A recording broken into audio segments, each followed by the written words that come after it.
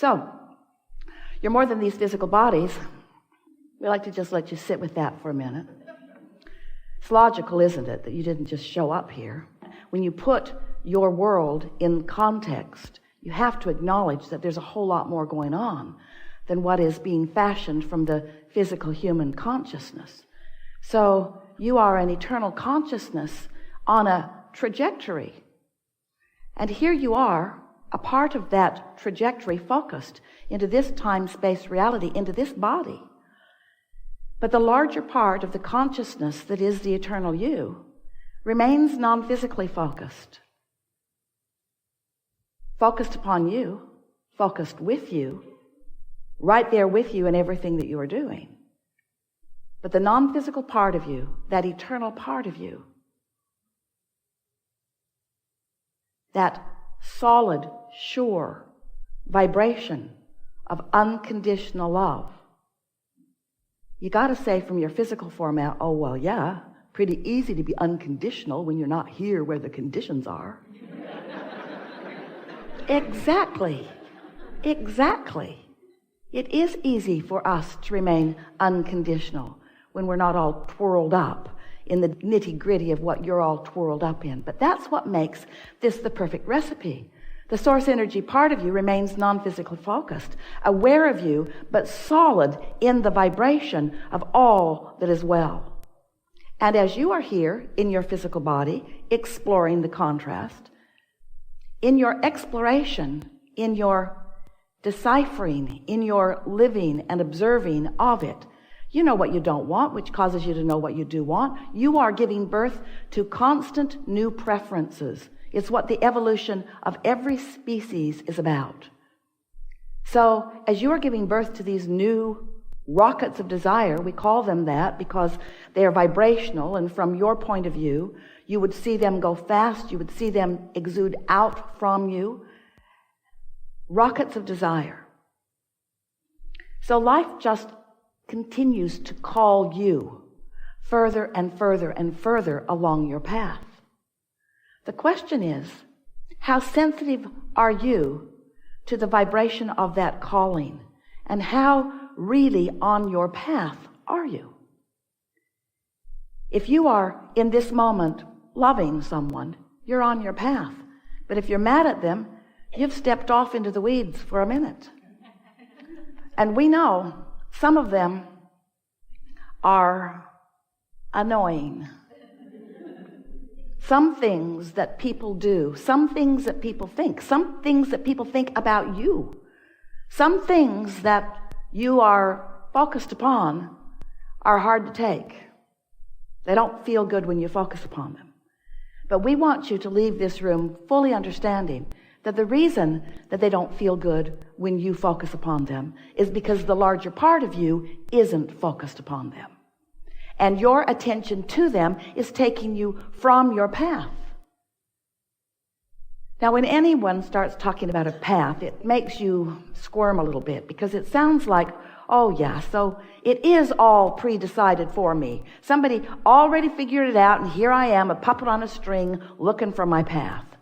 And we say, exactly. No, we don't say that. It's not like that at all. Here you are in your physical body, carving out your path. You're carving out the path. But yes, you had intentions when you came into this physical body that were the path that you were walking along when you made the decision to come here. You knew that you were worthy. And when you get off that path, you feel awful. You knew that you are valuable. And when you get off that path, you feel awful. You knew that this was going to be a wonderful experience. And when you get off that path, you feel awful.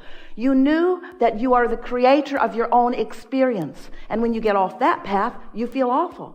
You had all of these intentions, all of this knowing that you have amassed from life. And the source within you stands in complete knowledge of that path. So here you are in your physical body, making decisions, all kinds of spectacular, detailed decisions. And as you make those decisions in vibrational alignment, in other words, you can be or do or have anything that you want and feel wonderful as long as you're not mad at yourself while you're doing it. That's off your path. You can be or do or have anything, and the source that is within you will support you completely, and you will feel wonderful. Unless you're mad at someone else, unless you're condemning something else, unless you're looking right at what you do not want and making that a lifestyle of vibrational habit. And that's really what we're talking about. We're talking about the vibrational frequencies or the thoughts or the energy. These words are all dovetailing that you are generating. There is a powerful law in this vibrational universe of which we are all a part. We are calling law of attraction. And what that law is, it is the manager of the vibrational frequencies of this universe. It's the manager of the thought vibration. It's really the manager of all vibrations. But in the context of this gathering, when you think a thought, law of attraction responds to the thought that you're thinking and brings you other thoughts that match it, other thoughts of same frequency. So when you focus upon the well-being of something, law of attraction will bring you more thoughts like it. When you focus upon the not well-being of something, law of attraction will bring you other thoughts like it. And as you focus there in those early stages of those easy thoughts, law of attraction will bring you more thoughts like that until eventually you will have a significant enough vibrational pattern or trajectory going with that thought that you might even say, I believe that. That's all a belief is. A belief is just a thought you keep thinking. That's all it is. In the early days of interacting with us, Esther argued with us about that. She would say to us, Abraham, but it's true. I know you don't think I should think about it, but it is a true thing. And therefore, doesn't it deserve some of my attention? And we say, there are so many things that are true that you want to practice until you believe them and until you attract them, until you live them fully. And there are some things that are true that you don't feel that way about. Just be discerning. Be a selective sifter. Choose what you think about. But Esther argued, and some of you do too, but Abraham, sometimes I do not think I am choosing this thought. I think this thought chose me. And we say, we know how that feels when you get that momentum going. When you get a certain amount of momentum going, it plays out. The laws of the universe that you know, the laws of physics, you know, it's like that. Put your car at the top of the hill. San Francisco is what comes to Esther's mind because she could not believe those hills that people were actually driving up and down. Put your car at the top of one of those hills and take it out of gear, take the brake off, and just test to see what the laws of physics are about. Just nudge that car just a little bit from behind. Just nudge it. And watch what happens next. There's no question about what will happen next, is there? The weight, the gravity, the inertia, the laws of physics are known by you experientially. You know what's going to happen to that car. But if you come to your senses and say, oh wait, I already know the outcome of this, I choose something different, so you step right out in front of that car and it bumps up against you, it stops. The momentum stops right there, doesn't it? You wouldn't want to be at the bottom of that hill, stopping that momentum. So law of attraction is synonymous with momentum, because when you give your attention to something, law of attraction will bring more and more and more and more and more. That's why you want to be discerning about what you think about. And it's also why you don't want to be at the bottom of the hill trying to stop your thoughts. That's when Esther said, my thought's thinking me, Abraham. I know you think I should think otherwise, but this thought has got hold of me big time. And we say, yes, sometimes it happens that way. And you really want it to happen that way when it's thoughts that are of benefit to you. You really want those thoughts to have hold of you when it's thoughts of your value, of your worthiness, of your worth, of the value and worth of others. You want those thoughts to get hold of you. You want to believe deeply. You want to have absolute knowing. First you think it, then you think it more, then you think it more, then you think it more, then you think it more, then you believe it. Then you believe it, then you think it more, then you think it more, then you think it more, then you know it. And the reason you know it is because what you believe manifests. It manifests. It gives you full knowledge. But what humans mostly don't understand is that you have control over what moves from vibration into reality. You can turn thoughts into things deliberately. You can. You are turning thoughts into things all the time indeliberately. Why not get hold of this? Why not start thinking purposefully? But the only way that you can begin to turn thoughts to things in a deliberate way is by inserting into your awareness the factor, the all-important factor of how you feel. Because how you feel is your guidance that lets you know how much momentum you got going toward what you want and how much introduction of contradiction you've got going on. One of the things that you have going for you, there are a lot of things, but significant to this topic.